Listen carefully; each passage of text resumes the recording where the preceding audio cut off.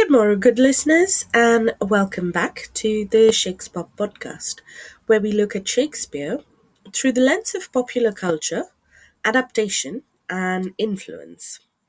In this episode, I'm joined by Darren Freebury-Jones to discuss his book, Shakespeare's Borrowed Feathers, which challenges one of the most stubborn ideas in Shakespeare studies, that genius means originality in isolation.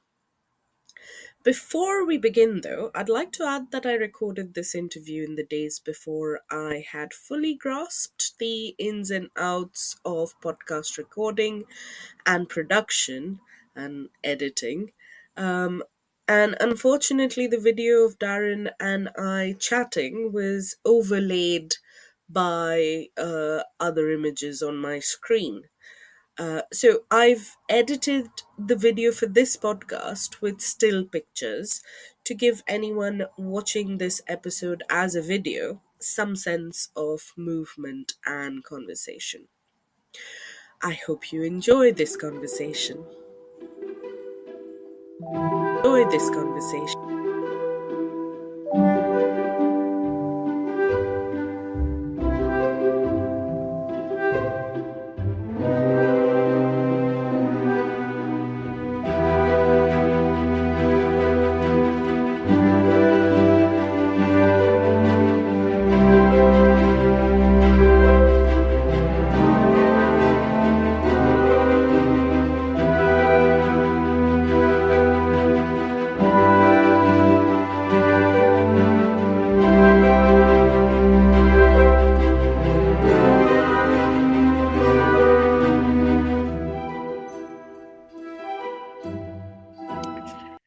Well, hello, Darren. Good morning, and welcome to my podcast. So before we start, I thought I would share a little bit about you so that our audience is aware of who you are. So, um, so Darren is a lecturer in Shakespeare studies, and his research interests include early modern attribution studies, digital approaches to examining drama, and intertextuality. His doctoral thesis was on Thomas Kidd, and he's one of the editors for the first edition of Kidd's collected works since 1901. I asked Darren on the podcast mainly to discuss this fascinating book, Shakespeare's Borrowed Feathers, mainly because as someone who is interested in language and in literature, this is one of the first books that really goes into depth about attribution studies in a very accessible way, I thought.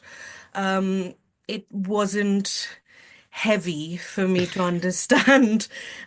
So it was fascinating for me. But before we get into a discussion of the book, I'd also like to mention The Adventures of Christopher Marlowe Omnibus, which is how I first got introduced to Darren's work, really. So that's fiction, and as I am interested in Shakespeare fiction, that's how I first got introduced to Darren's work, and then I found out about his academic work, which was a funny way to find out. And of course, you've also got a book on Thomas Kidd coming out as well as Robert Greene's work, which you mention in this Borrowed Feathers, but you also have a separate book on that. Um, so, um, so to begin with, Darren, can you explain what a trade book is? Yes, well, first up, thank you so much for inviting me on this exciting new podcast. It's a real privilege to be one of your guests. And what is a trade book? Yes, it's a question I asked myself when I started this project. So you mentioned two books I had published in 2022. One was on Robert Greene with Routledge, and the other was on Thomas Kidd with Manchester University Press.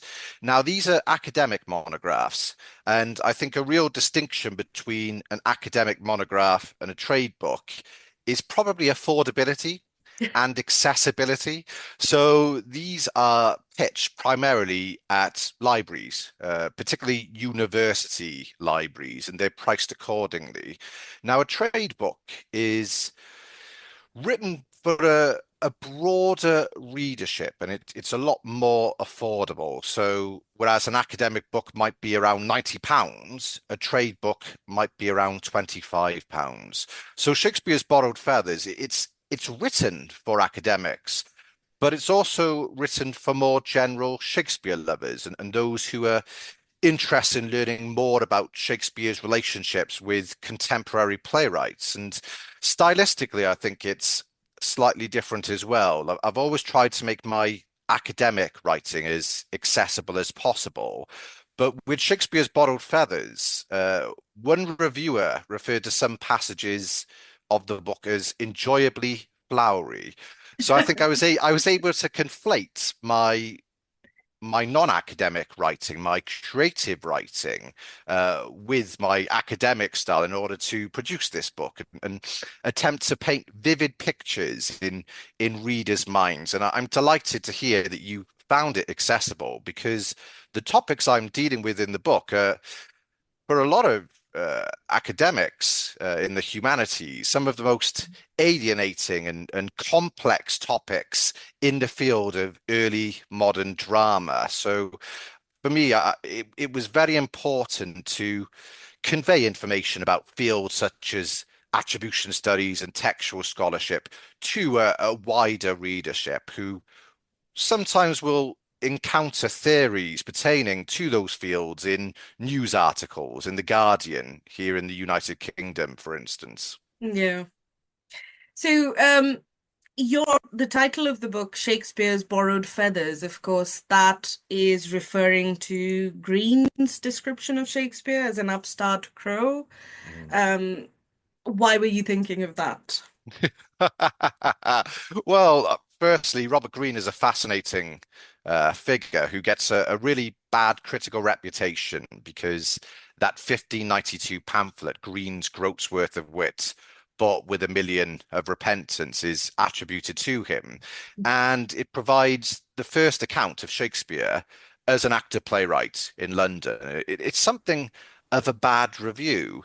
So Green refers to this upstart crow, this Johannes factotum, this jack of all trades, who thinks he's able to bombast out a blank verse as the greatest playwrights on the scene at the time, such as Christopher Marlowe.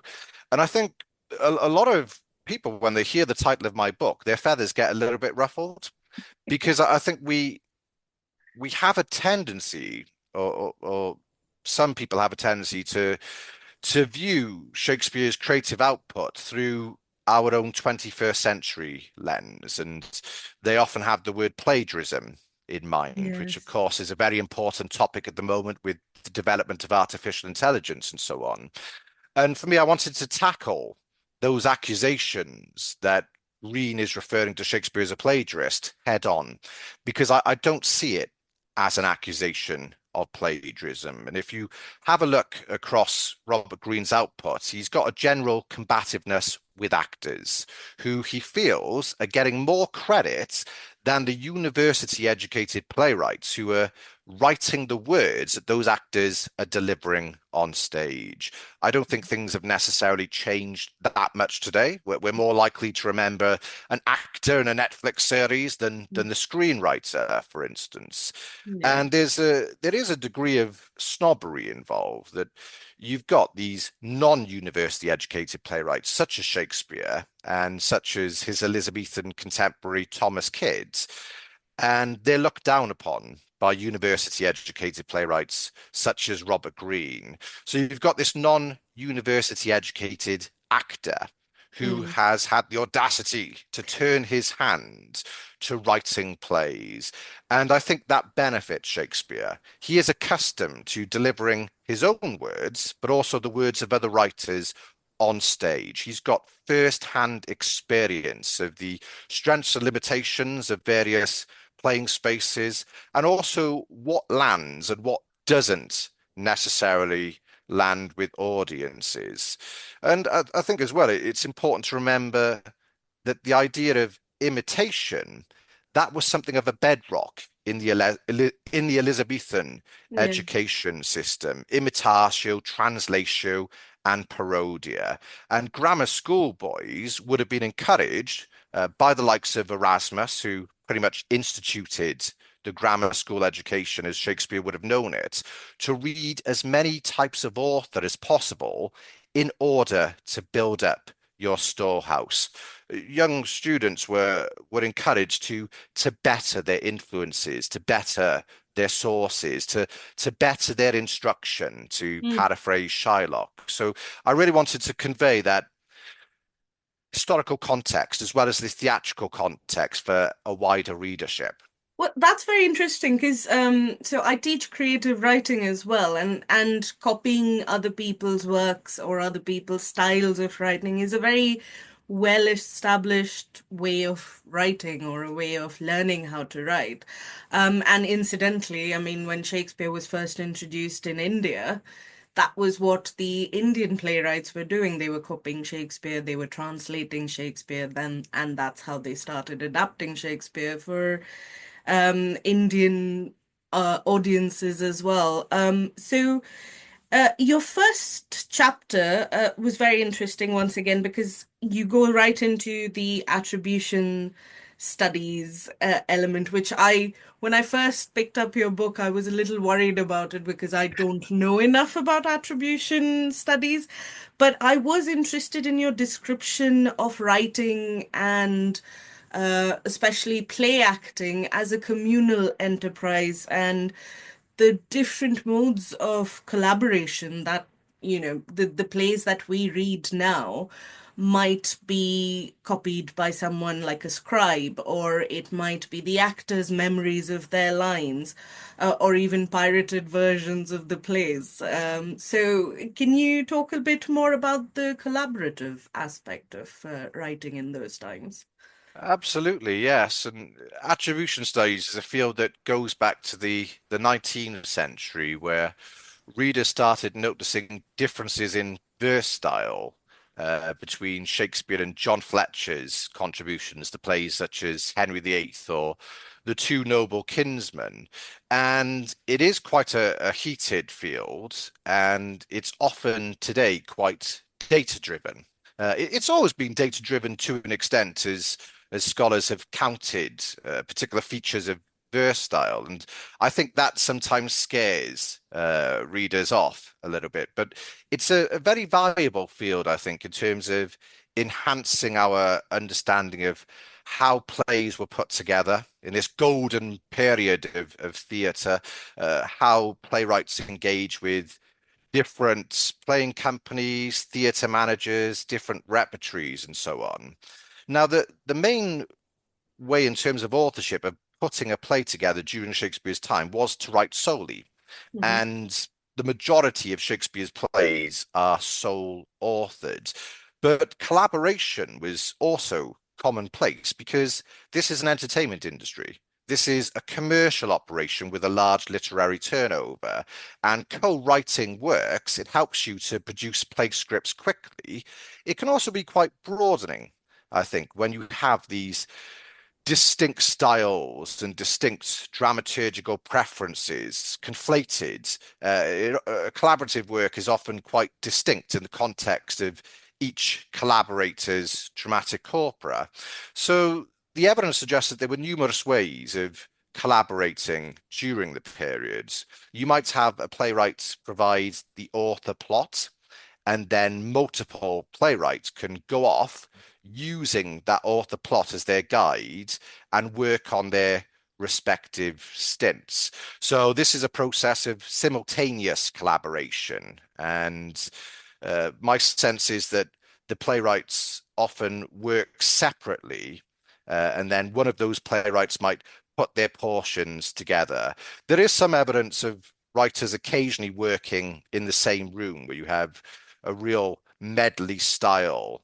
Um, you might have one playwright take responsibility for putting together each contributing author's portions. And the evidence suggests that Philip Massinger, a playwright who worked a lot with John Fletcher, often took responsibility for doing that.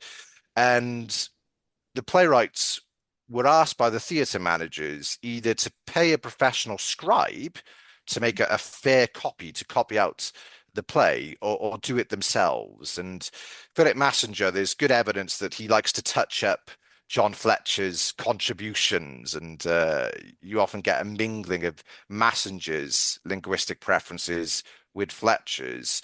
Other forms of collaboration include revision, where popular plays were often revised to cater to shifting audience tastes, maybe changes in theatrical venues, maybe for theatrical personnel, different actors as well. And we see that in several plays of the period, including Macbeth, one of Shakespeare's most famous plays.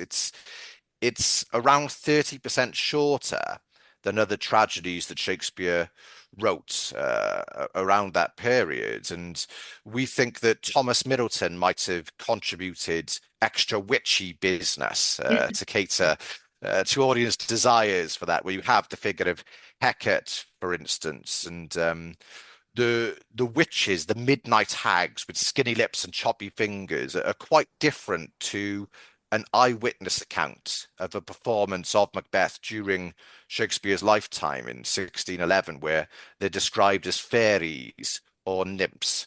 So you have evidence there of Shakespeare's plays not necessarily being considered sacrosanct, but being adapted by other writers. And you often have a process of posthumous collaboration where a living author is revising the text of a dead author. But there were numerous ways of putting plays together, and sometimes collaborators divided this into according to acts or scenes or particular characters, particular plot points. Hmm.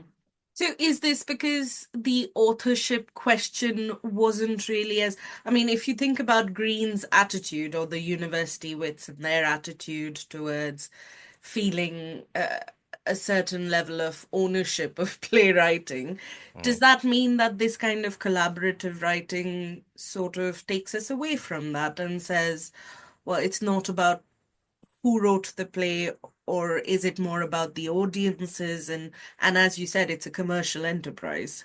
Mm. It's very complex. Collaboration was the norm for university educated playwrights such as Christopher Marlowe. He Mm, appears to have co-authored Dr. Faustus, to provide just one example. Robert Greene collaborated with Thomas Lodge on a fabulous play called A Looking Glass for London and England, and another play, a so-called Turkish tragedy, I attribute to Greene and Lodge, Salimas. So it was the norm, but this is a really unique period, I mm, think, where you're getting this thriving theatre business and new innovations in terms of staging, in terms of dramatic language, but also you're getting this burgeoning print industry. yeah. And as a consequence, I think you get some controversy when it comes to literary proprietorship. And while there's plenty of evidence for co-authorship during the period, such as in Philip Henslow's diary, Mm, um, co-authored plays were less likely to reach print. There seems to have been a real emphasis from publishers and printers on plays written solo. So there's something of a disparity between how the plays are marketed in print and the realities of servicing that entertainment industry in the theatres. mm. And in that time, so was it very common for people to read plays like as an individual or a sort of private activity rather than just going to the theatre? Well, yes, there seems to have been appetite for Oh.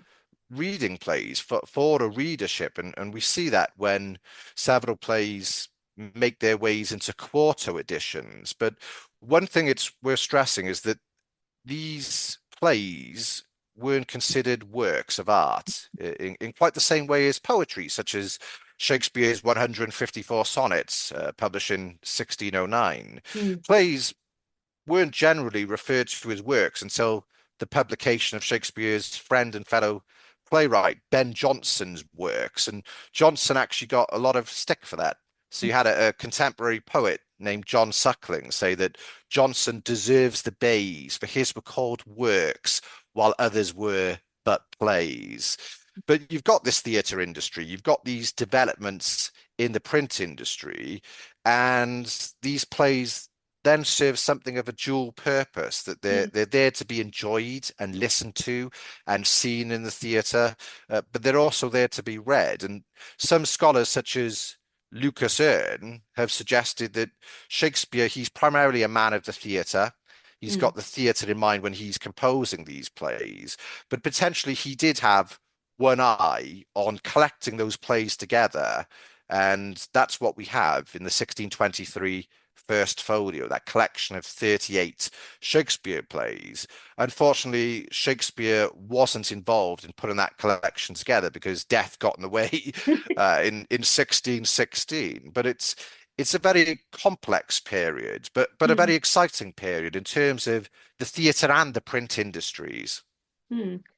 And you, of course, going back to your book, Shakespeare's borrowed feathers, then. So does he borrow? Does he remake? Does he adapt? What is Shakespeare doing with other people's works then? Yes, yes. I think a lot of people see imitation as a bad thing today, but it was very much regarded as a virtue during the period. And this was a time when it wasn't necessarily about telling new stories. It was about retelling existing stories in innovative ways. And Shakespeare often praised as arguably the world's greatest writer, but he's not really renowned for coming up with his own Mm, plot lines. mm, So that's the norm in terms of offering variations on existing narratives. And I think Shakespeare in particular is great at reminding audiences of prior examples of stories and then pulling the rug from under audience members' feet. But he's also an actor playwright. So, in terms of language, he has imbibed all of these lines from contemporary dramatists. And you often find, whether consciously or subconsciously, that he'll switch up the context in which a phrase is used by fellow playwrights. So that sense of imitation, we can see it in terms of Shakespeare's storytelling ability, but also in terms of his language, where he'll reveal the influences of dramatic predecessors or fellow playwrights. But he does something quite distinct with them. And I'm reminded of T.S. Eliot's famous line about great poets stealing. So, presumably the audiences would be aware of the other works, like kids' work or Marlowe's work, and then would they be expecting Shakespeare to tell the same story in Shakespeare's way? Yes, yeah, and they're looking for that Yeah. unique variation. And I think it's quite important, those memories of other performances for Shakespeare. So, with The Taming of the Shrew, for instance, all of the events in that play are a play within a play, where you get this drunken tinker, Christopher Sly, is duped into believing that he's actually a lord and he's just dreamt that he's low status. And a play is put on for him. And that play encompasses all of the events involving Petruchio and Caterina and so on. And you have a line in the induction involving Christopher Sly, which is go by, Saint Geronimy. And that's very much referencing kids' blockbuster, The Spanish Tragedy, where the tragic protagonist Geronimo at one point says, go by, go by. Not necessarily a line that leaps out on the page. Maybe the actor playing Geronimo did something potentially lunatic, some sort of gesture when delivering that. But the Spanish Tragedy is an example of a play within a play, where Geronimo avenges the murder of his son Horatio by casting those murderers in a play performed at court. So with that example, I think it's quite explicit that Shakespeare is referencing kids' tragedy and Mm. saying, look at how I'm taking these influences for a rather different genre, what is ostensibly a comedy, The Taming of the Shrew, albeit quite a problematic one. Mm. I think I read somewhere in your book that we're mispronouncing the title of Taming of the Shrew. Am I remembering that correctly? I think so, yes. I think not mispronouncing it. There's another example of this play called The Taming of a Shrew, which is very similar in terms of plot to Shakespeare's play. But the characters have different names, the location is altered, and I think that is an attempt to take advantage of Shakespeare's play. And I think Shakespeare's play was originally called The Taming of a Shrew, Oh, which contemporary evidence of its performance, that's what it's called, a shrew rather than the shrew. the shrew. And when the rights for Shakespeare's play are transferred so that that play can be included in the first folio, it is referred to as a shrew.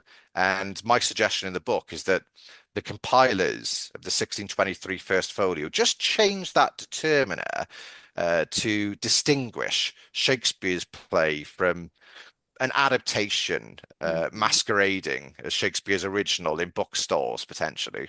Oh, wow. That's fascinating to think about how just that could lead to the thinking. So then when you think about Shakespeare in pop culture, if you think about all the, like, we use Shakespeare in advertising, in like knickknacks, in toys, we've got Shakespeare on stage, much adapted, but and of course Shakespeare as a character walking into other performances or other genres. Why would you say that Shakespeare endures more than, say, Green or Kid or Marlowe? I mean, of course, Kid and Marlowe have their own fan bases, but arguably It's just Shakespeare me, really. arguably Shakespeare has a global fan base, and we kind of take him as part of the pop culture moment in every generation. Why is that? Yes, well, I think in part it comes down to the size of their dramatic output. So Thomas Kidd has got three accepted plays, and I'm involved in arguments for an expanded Kidd canon of potentially eight plays as sole and co-author. Christopher Marlowe, around seven plays. Robert Greene, I've argued for an expanded canon of seven plays. And what you have with Shakespeare, on the other hand, is the first folio of 1623, where you've got these 36 plays, and I would say that we have around 40 surviving plays to which Shakespeare contributed. So he has a lot more options than other playwrights when it comes to reading or performing his works. And a lot of his Elizabethan contemporaries died early. Robert Greene apparently died from drinking too much Rhenish wine and eating too much pickled herring. Christopher Marlowe was stabbed above the eye in a Deptford brawl. Thomas Kidd appears to have died suffering from the pangs of torture. Um, and a lot of playwrights of the period are working freelance, so they're jumping from company to company, whereas Shakespeare sticks with largely the same company for most of his career. The Lord Chamberlain's Men from Hmm. 1594, who became known as the King's Men in 1603. So he's got a much generically wider canon than some of these contemporaries because he outlived them and because the first folio is put together by his fellow company members. Shakespeare is very much a company man, whereas some other playwrights weren't. But it's interesting that you have the closing of the theatres in 1642. The Civil War breaks out, and when playing resumes in England around 1660, the most popular playwrights that theatre managers are reaching for, yes, there's Shakespeare, but there's also Ben Jonson. There's also Shakespeare's collaborator, John Fletcher. Mm. And for some audiences, they actually preferred the likes of Fletcher, the likes of Johnson. Some of them saw Fletcher as a younger playwright as being more accessible, particularly in terms of dramatic language. And they really like Ben Jonson because he regards himself as a classicist. He conveys a sense of neoclassical dramaturgy. But then there are all sorts of variables as to why Shakespeare suddenly becomes the biggest British export out of these writers, and uh, what is changing tastes that Shakespeare is suddenly seen as quintessentially British, and neoclassicism starts being associated more with France, for example. And there's a real emphasis on Shakespeare's poetic abilities in comparison to the likes of John Fletcher. So you have figures such as David Garrick Hmm. really, really establish Shakespeare firmly on the map, even more so than he already was. And Garrick is a theatre manager who considers Shakespeare's works to be sacrosanct, but also often adapts Shakespeare's work and takes liberties with them. And a bit like Shakespeare, he always sniffs out opportunities for theatrical spectacle. So when Garrick played Hamlet, he famously wore a hydraulic wig. So in the moment when Garrick's Hamlet encounters the ghost of his father, his hair quite literally stood on end like quills upon the fretful porpentine. So I think we have Garrick to thank in large part for why Shakespeare becomes the biggest export as an author, as opposed to the likes of Ben Jonson, whose surviving dramatic output is much smaller than Shakespeare's. And John Fletcher is seen as a collaborating playwright. It's John Fletcher and Francis Beaumont. Even though Fletcher actually collaborated a lot more with the likes of Philip Massinger and also collaborated with not only Shakespeare but authors such as Nathan Field. So I think there's that emphasis in terms of marketing and an appreciation for the idea of a solitary genius. And Mm. you very much see that in how the 1623 First Folio is presented. There's a lot of emphasis on reading him, his works. There's no acknowledgement of the fact that plays in the First Folio, such as Titus Andronicus or Timon of Athens, are collaborative efforts.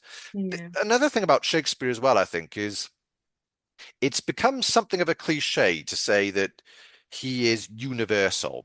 That there's a sense of universality to the themes he explores, and that is often bound up in imperialist logic and can be quite problematic. But I think Shakespeare, as an actor playwright, he's got an acute awareness of audiences, and he knows that his audiences at the Globe Theatre, for instance, are incredibly diverse. That, yes, sometimes his plays are performed at court before the monarchs, but at the Globe you might have tailors, leather workers, butchers, sex workers, thieves attending his plays. So he needs to ensure that the themes he's exploring, the characters he's presenting are topical, that they resonate with these eclectic audiences. And another thing about Shakespeare is that he he often argues in utramque partem, so voicing both sides of an argument. This is something he would have been taught at grammar school, and I think he's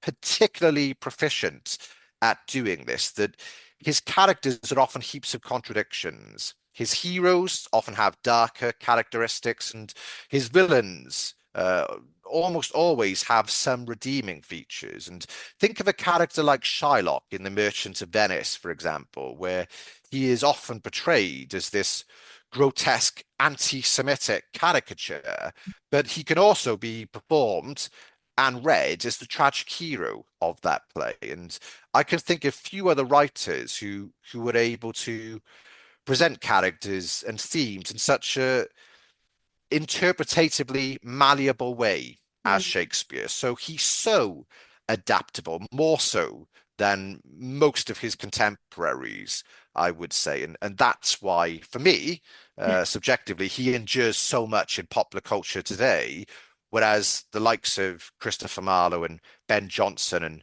and John Fletcher and Thomas Kidd don't necessarily. Mm. Thank you. On that note, very illuminating conversation. Thank you very much, Darren.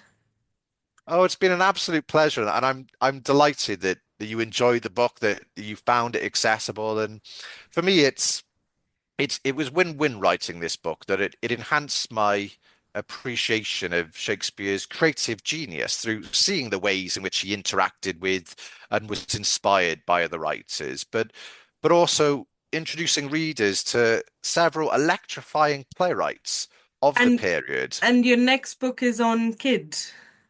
But that one's out. I've Oh, that's got already out. but the second volume of the collected works of Thomas Kidd, I'm Mhm. associate editor for that, and Brian Vickers is general editor. That will be out fairly soon, we hope. And uh, projected for 2028, we're going to have the collected plays of Robert Greene, where I want to restore Greene's reputation a little bit because I actually think he's a highly entertaining Yeah. playwright who made huge contributions to the evolution of theatre during the Elizabethan period. Yeah.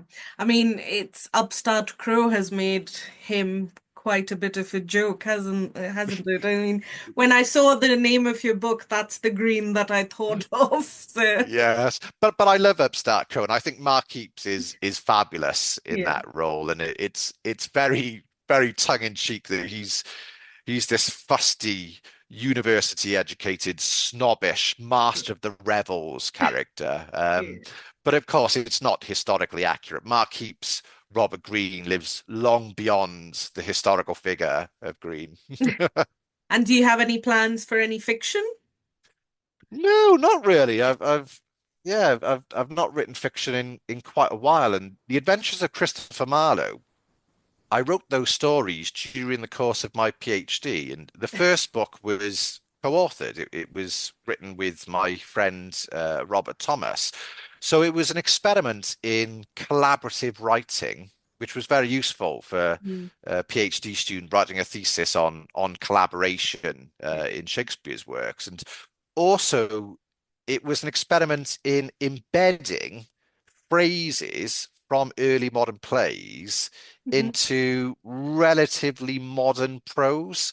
So that process of integration has always fascinated me. How do you take certain lines, certain phrases from works that have inspired you and change their context for readers?